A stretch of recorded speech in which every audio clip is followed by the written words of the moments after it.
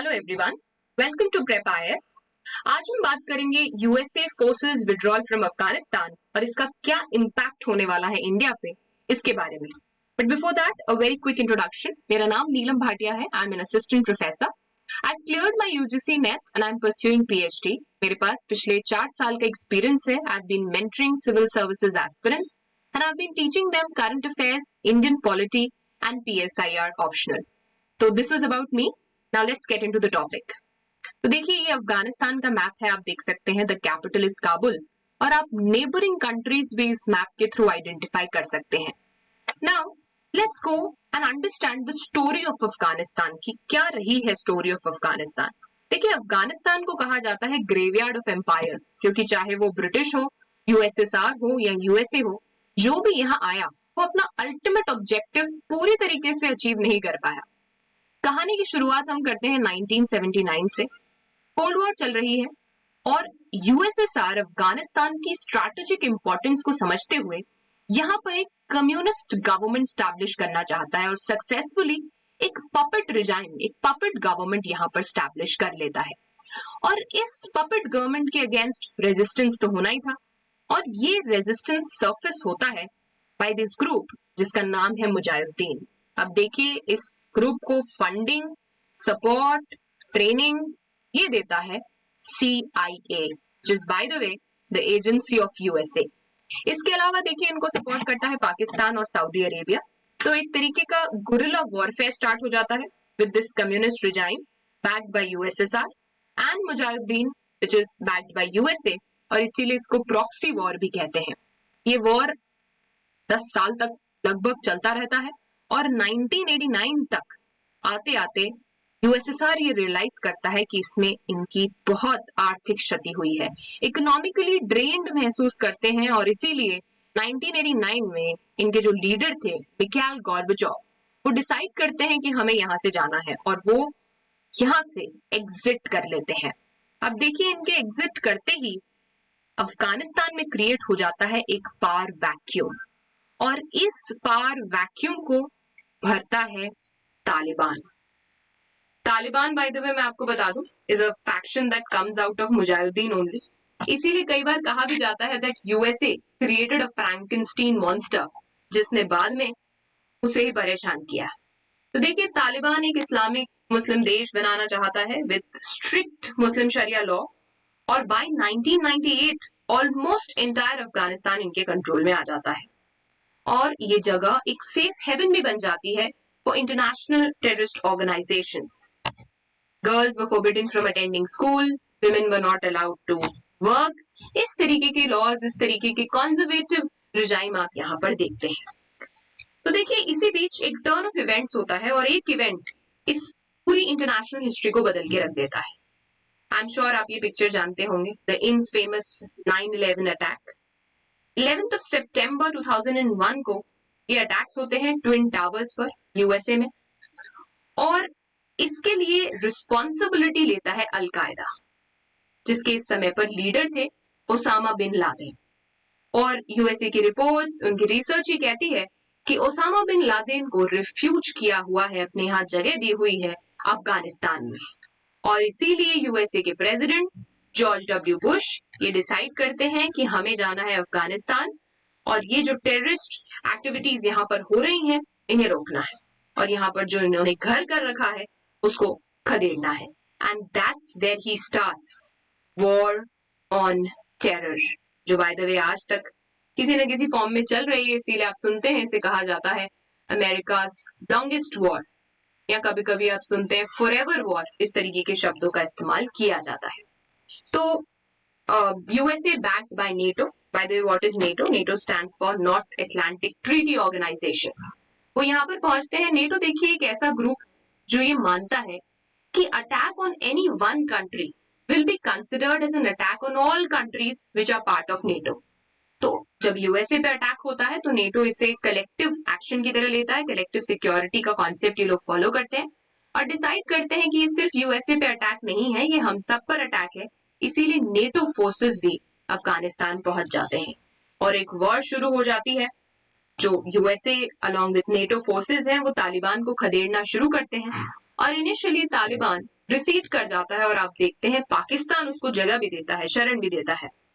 और इस बीच ऐसा मत समझिएगा कि Taliban has lost the ground, Taliban resurface करता है, फिर से एक गुरिल्ला वॉरफेयर में इन्वॉल्व होता है। पर इस बीच यूएसए लीडरशिप के रूप में हामिद करजाई को यहाँ पर थ्रोन पर बिठा देते हैं। But the guerrilla warfare continues. There's a constant struggle between the USA forces and the Talibani forces. अब आता है स्टोरी में दूसरा पड़ाव, the next turn in the story. देखिए ओसामा बिन लादेन मारे जाते हैं, बड़ी खबर ये तो थी ही कि वो मारे जाते हैं।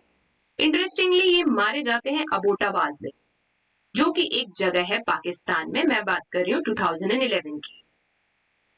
और पाकिस्तान से जब यूएसए पूछता है आप इनको अपने घर पे बिठा के रखे थे, तो पाकिस्तान कह देता है हमें तो पता ही नहीं था, we were not aware of this. और ऑफ कोर्स यूएसए कहता है कि काफी ओवर एक्टिंग करी आपने, ऐसा कैसे हो सकता है that you have been giving him shelter and you don't know even know about it. But anyway ये जो किलिंग होती है ओसामा बिन लादेन की, देखिए कहीं ना कहीं यहाँ से पीस प्रोसेस की शुरुआत होती है। ये पीस प्रोसेस यहाँ से मैनिफेस्ट नहीं होता, बट कहीं ना कहीं ये वो टाइम है जब यूएसए रियलाइज करता है one of the major objectives has been fulfilled. Barack Obama के समय पर भी थोड़ा बहुत आप देखते हैं पीस इनिशिएटिव शुरू होते हैं, but the next important thing happens under the Trump administration and that is the very important Doha agreement. अब पहले तो देखिए समझ लीजिए कि इस पीस प्रोसेस का मतलब क्या है। देखिए पीस प्रोसेस का यहाँ पर मतलब है एंडिंग दिस सिविल वॉर और यूएसए अपने फोर्सेस यहाँ से ले जाए। देखिए यूएसए को भी इस वॉर में कोई कम नुकसान नहीं हुआ है। अगर मैं if I go by facts तो लगभग 800 बिलियन यूएस डॉलर्स यहाँ पर खर्च हो चुके हैं and more than 2000 soldiers, even more than 2000 soldiers have lost their life. तो the idea of peace process is कि अब ये सिविल वॉर खत्म की जाए और इन फोर्सेस को यहाँ से विड्रॉ किया जाए। तो देखिए डोनाल्ड ट्रंप जब इनिशियली आते हैं तो ऐसा नहीं था that he started with this. Initially when he comes he says कि हमें ये स्टेलमेट तो रोकना पड़ेगा, कंटिन्यूस स्ट्रगल चल रही है, पता नहीं कौन जीत रहा है कौन हार रहा है। तो हम क्या करते हैं, कुछ एडिशनल फोर्सेस भेजते हैं। तो ये क्या करते हैं, 5000 एडिशनल फोर्सेस यहाँ पर भेजते हैं और ये बोलते हैं कि आपको मैं फ्री हैंड दे रहा हूँ, the way you want to control Taliban you do. But बहुत जल्दी उनको रियलाइज हो जाता है कि ये एक्सरसाइज फ्यूटाइल है and the only way out is to get out of this mess. और इसीलिए 29 फरवरी दोहा अग्रीमेंट साइन किया जाता है। अब देखिए 2020 ओके। अब देखिए जो दोहा अग्रीमेंट है इसका आइडिया क्या है, इसके 4 पैरामीटर्स इसको समझते हैं।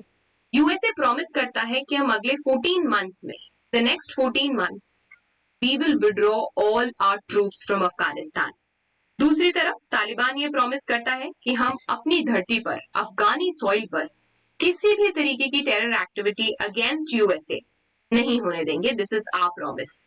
इसके अलावा एक प्रिजनर स्वैप भी डिसाइड होता है, प्रिजनर रिलीज भी डिसाइड होता है कि जो अफगान गवर्नमेंट के पास तालिबानी फोर्सेस हैं और जो यूएसए के फोर्सेस हैं तालिबान ने रखे हैं उनको रिलीज किया जाएगा। इसके अलावा एक बड़ा प्रॉमिस और किया जाता है कि जिन तालिबानी लीडर्स पर यूएसए ने और यूएन ने सैंक्शंस लगा रखे हैं, इस अग्रीमेंट के बाद इसके फुलफिलमेंट में वो सैंक्शंस रिमूव कर लिए जाएंगे। तो आप देख रहे हैं there are 4 parts to the story Doha agreement. 29 फरवरी 2020 क्या डिसाइड किया जाता है, ट्रूप्स विड्रॉ किए जाएंगे अगले 14 मंथ्स में।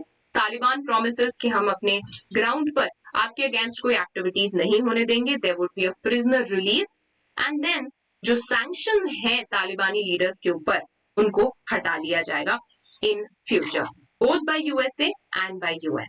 देखिए तालिबान ने क्लियरली बोल दिया था कि अगर आप ऐसा नहीं करेंगे, if you don't abide by the Doha agreement by, देखिए एक डेडलाइन भी थी May 1, 2021, तो हम जो है अपना वायलेंस और बढ़ा देंगे। और देखिए अफगान फोर्सेस की इतनी कैपेसिटी नहीं है कि वो तालिबानी फोर्सेस से डील कर पाए। तो आप कहेंगे why don't they come under a piece agreement. देखिए तालिबानी फोर्सेस और अफगान गवर्नमेंट के बीच में पीस टॉक्स फेल हो गई हैं, so it doesn't work out that way, it doesn't work out in the sense that उनके बीच में पीस प्रोसेस सक्सेसफुल नहीं हुआ है। इस बीच देखिए ट्रम्प को जाना पड़ता है, डोनाल्ड ट्रम्प एग्जिट मारते हैं और एंट्री होती है जो बाइडेन की। So that's why we call it the peace process continues. Biden आते हैं और अपना एक नया प्लान लेकर आते हैं. बाइडन कहते हैं ऑफ कोर्स इस वायलेंस को रोकना है और इसके लिए वो कुछ 4 प्रपोजल्स लेकर आते हैं. पहला है of involving other stakeholders. वो कहते हैं कि एक यूएन लेड कॉन्फ्रेंस कर लेते हैं जिसमें जितने भी स्टेक होल्डर्स यहाँ इन्वॉल्व हैं. देखिए आप समझिएगा, जब ट्रंप एडमिनिस्ट्रेशन के अंदर दोहा अग्रीमेंट हुआ था उसमें सारे स्टेक होल्डर्स, यानी मेरे कहने का मतलब है अफगान गवर्नमेंट इन्वॉल्व नहीं थी, जो कि by the way elected government है. It was only between Taliban and USA. उन्होंने बोला let's involve other stakeholders, let's involve the Afghan government, let's involve Taliban, externally let's also involve Pakistan and India and other such things. तो बोला एक UN lead conference कर लेते हैं. इसके अलावा जो कुछ भी हो रिटन में हो, let's have some written proposals. और हमारे जाने के बाद अफगानिस्तान में बननी चाहिए एक इंक्लूसिव गवर्नमेंट, यानी आप समझ रहे हैं it should have representatives from both Afghan government and the तालिबानी फोर्सेस. इसके अलावा उन्होंने ये भी सजेस्ट किया कि ये जो है नेगोशिएशंस एक थर्ड कंट्री में हो सकते हैं, दैट इज टर्की. तो ये था बाइडन का पीस प्लान. नाउ देखिए प्रॉब्लम क्या है इसमें. Afghan government is very critical of having any talks with Taliban. तो वो तालिबान से कोई ना तो बात करना चाहती है, ना कोई कंसेशंस करना चाहती है. और सच्चाई ये है कि Taliban has taken over much of the hinterland और इंक्रीजिंगली इंपॉर्टेंट सिटीज में आप तालिबान की प्रेजेंस देख रहे हैं. इस बीच अगली खबर आती है, लेटेस्ट डेवलपमेंट. बाइडेन ये डिसाइड करते हैं enough is enough, let's give a timeline. और वो कहते हैं before the 20th anniversary of 9/11, यानी आप समझ रहे हैं सितंबर में जो 20वीं सालगिरह रहेगी इन फेमस अटैक की, इससे पहले हम अपने सारे ट्रूप्स यहाँ से विड्रॉ कर लेंगे. और मैं आपको बता दूं जो फाइनल फेज है, लेटेस्ट न्यूज ये कह रही है कि जो फाइनल फेज है विड्रॉल का वो स्टार्ट हो चुका है मई से. अब देखिए उनका सिंपल सा कहना है कि हम जो यहाँ पर कर सकते थे वो हमने कर दिया. हमारे यहाँ होने से कुछ भी कंस्ट्रक्टिव ऐड नहीं होगा अब इस पीस प्रोसेस में. There is no point of we staying here. देखिए अभी तक जितने भी यूएस प्रेसिडेंट्स रहे उनका जो विड्रॉल पॉलिसी था वो कंडीशनल था. क्या मतलब है कंडीशनल विड्रॉल पॉलिसी का? कि हम यहाँ से जाएंगे जब हम इंश्योर हो जाएंगे कि यहाँ पर पीस स्टैब्लिश हो गया है, जब हम ये इंश्योर हो जाएंगे कि अफगानिस्तान में हालात कंट्रोल में हैं, या तालिबान सर्टेन प्रोमिसेस कर देगा. पहली बार it's a drift from conditional withdrawal policy की देखिए जो भी है, the point is we have to go from here because हमारे यहाँ कंटिन्यू करने से कोई फायदा नहीं हो रहा है. ये इंटरेस्टिंग इसीलिए भी देखिए क्योंकि बाइडेन के लिए अब प्रायोरिटीज बदल रही हैं. You have to deal with China. You have to look at maritime issues. You have to look at South China Sea, Indo-Pacific.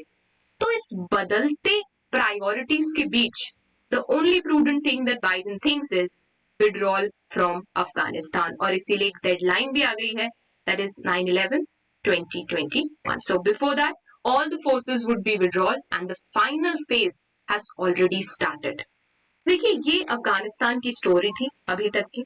But an important part of this dynamics is इसका भारत पे क्या असर होने वाला है. What would be the impact on India? So let's now get into that. Impact on India एक बार समझने की कोशिश करते हैं. देखिए अफगानिस्तान हमारे लिए स्ट्रैटेजिकली बहुत इंपॉर्टेंट है. अब देखिए सेंट्रल एशिया जो कि एक लैंडलॉक जगह है, वहां पहुंचने के लिए Afghanistan is a big gateway और अफगानिस्तान स्ट्रैटेजिकली हमारे लिए इसीलिए जरूरी हो जाता है.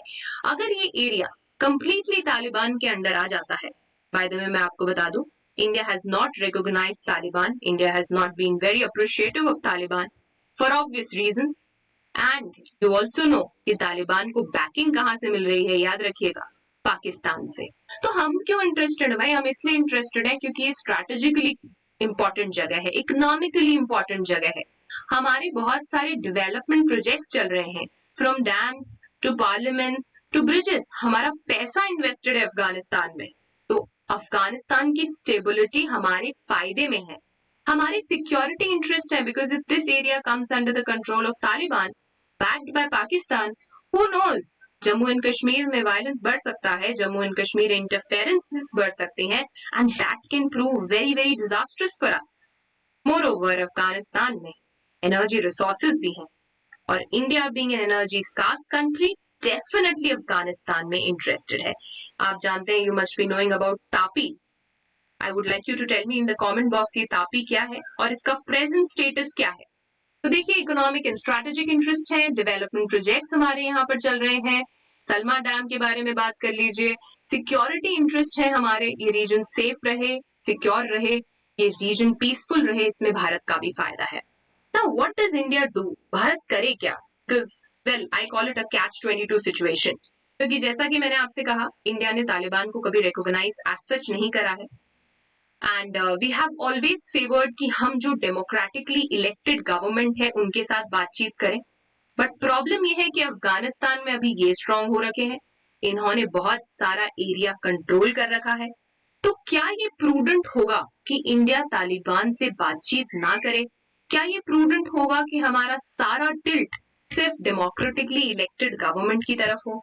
बाय द वे, ये मत भूलिएगा, यहाँ चाइना का एंगल भी है, क्योंकि जैसे ही यहाँ पर तालिबान आया, पाकिस्तान की बैकिंग है, चाइना को मिलने वाला है free access to this reason.